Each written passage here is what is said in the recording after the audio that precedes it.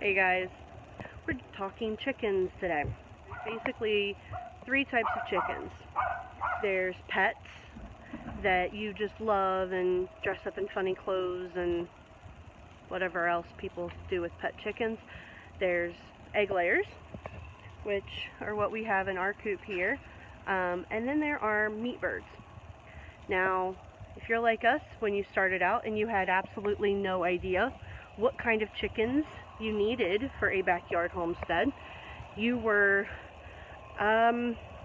told by a quote-unquote expert at wherever you got your chickens what kind of chickens you should have, and 9 times out of 10, a store which sells chickens, which will remain unnamed, doesn't exactly have experts until you get further into the process and realize that you're at their mercy on which chickens you should get.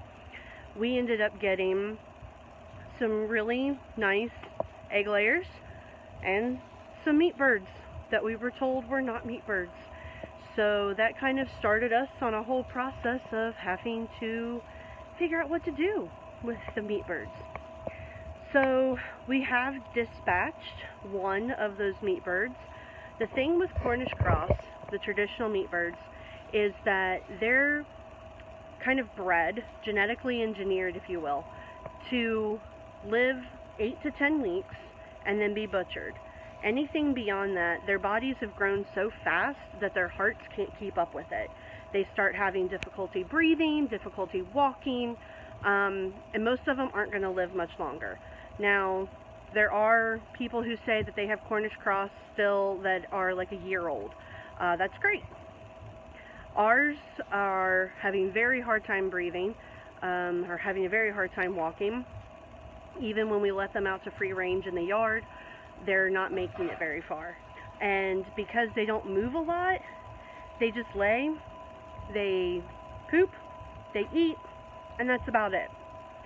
Which is causing a lot of flies and a lot of issues with our other chickens. I'm not feeling great today. I look like a hot mess. I was up all night sick, but this was already planned, and we had already removed the chickens from the coop yesterday, put them in a cage in the garage. You want to fast the birds for about 24 hours preferably before butchering, so that I'm not going to starve them for no reason just because I don't feel good. So we have a setup here, and I'm going to show you a little bit about what we're going to do. Again, this is happening in our backyard, in our subdivision. We're only doing 2 birds today because that's what we have left. This is only our second time dispatching an animal, and this is our first time doing so with the equipment that we've purchased, because we do have plans to do this again in the future. Having that been said, on this video you will not be seeing us actually butcher a chicken, you will not see us kill a chicken, you will not be seeing us doing anything like that. You will see the before, you will see the after, and I will put a link for Joel Soliton's kind of demonstration, live demonstration that he did at a conference. That way, if you want to watch a live butchering, you can do that, but we will not be doing that today. So let me show you a little bit about what our setup looks like. Say hi, honey. Hi. That's my husband. He's currently lighting the propane. So first and foremost, we have the killing cone. The killing cone is where we're going to put the chicken in upside down. When you put a poultry, bird, turkey, chicken, anything like that, I got the sun has an issue with me today. When they hang upside down, it actually puts them in a state of calm, so that when you pull the neck through the bottom of the cone, they're already in a state of calm for that purpose. Below that, we have our bucket to catch the blood as it drains. The next thing we have on our setup that Michael's working on right now is our scalder. Now this is a turkey fryer. So we've got the turkey fryer set up on the propane. We're going to use that to scald after the bird's done draining. The next step is here. This is the chicken plucker. You can do this by hand, as your grandmother did, but it's not fun. So after our first attempt to butcher a chicken, we've decided that we don't want to do that. So we went ahead and purchased the chicken plucker. I've got a little, say hi. Mason's going to be helping us today. So after we've plucked the bird and everything, we're going to come here, and this is our actual butcher table where we're going to butcher the bird and prepare it to get ready for the freezer. We are going to do 2 today, so hopefully after we're done we'll have 2 whole birds. I'm guessing, Michael, what do you think? You think about 9 pounds after they're dressed? Yeah. They're pretty big.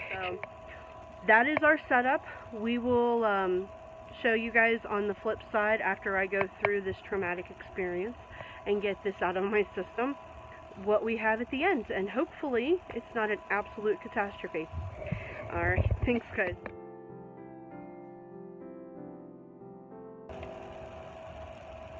Hey guys, I'm probably looking a little worse for wear. So we are done with butchering. We are only going to get to actually keep and eat one of the chickens. There was an issue with the chicken plucker, and wow, my headband is like just a decorative ornament at this point, isn't it? So the chicken plucker is for chickens, but the birds had gotten so big that 2 of them in the chicken plucker was too much and they couldn't move. So one of the chickens had kind of been dead for a little too long, and once they were in the chicken plucker and everything, it was ripping their skin. I have a bee flying around me. It was ripping their skin, and it was just destroying the bird. And instead of trying to fight that losing battle, we just decided, you know, there's a 3rd time for everything.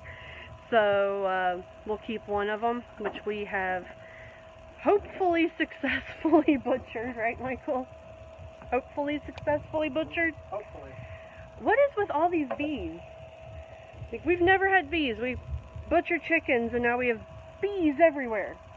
But yeah, so that chicken is plucked, butchered, dressed, wrapped, and in the deep freezer. So anytime, just so you are aware that you do butcher chickens, that meat has to rest. So we will not be eating her probably until next week. You can eat them after about 24 hours. But that is it for round 2 of butchering. I will let you know that doing this again, this is a lot of setup. It's a lot of time for one bird. And unless I had a chicken tractor, a lot of cleanup. That was a lot more cleanup than it sounded. Right, like it was ridiculous. So really not worth it for one bird. To do this again, I would absolutely have to have it in a chicken tractor. I'd have to be doing like at least 20 birds in order to make this set up and get everything going and get the assembly line set up and then do it. Take the time to do it, and then the cleanup and everything. I'd have to at least get 20 birds out of it.